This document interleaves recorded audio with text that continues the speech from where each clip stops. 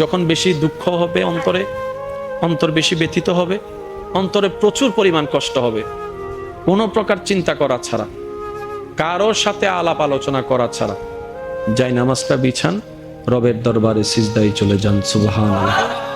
চোখটা বন্ধ করেন, চোখের পানি ছাড়তে থাকেন, মন হালকা হতে থাকবে, সিজদায় রবকে বলতে থাকেন, যা বলার বলতে থাকেন, যেভাবে বলার বলতে থাকেন।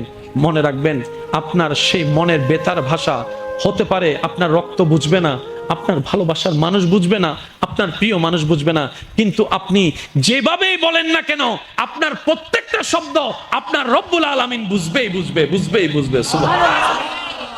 আপনি যখন ওনাকে দুঃখের কথা বলবেন, উনি আপনার দুঃখটাকে হালকা করে দিবে। সেই দুঃখের খবর প্রকাশ করে আপনাকে কখনো বেইজ্জত করবে না। আর আপনি যখন সুখের খবর পেয়ে রবের দরবারে সিজদায় চলে যাবেন, তখন আল্লাহ তাআলা খুশি হয়ে আপনার সুখটাকে আরো বাড়ায় দিবে। লা ইন শাকারতুম লা আযীদান্নাকুম আয়াতের উপর আমল হয়ে যাবে। আপনি শুকরিয়া করতে থাকবেন, সুখটাকে বাড়তে থাকবেন, সুখের কথা বলতে থাকবেন, রব্বুল আলামিন দেখে দেখে আপনার সুখও বাড়ায় দিবে, শান্তিও বাড়ায় দিবে। বলেন না সুবহানাল্লাহ।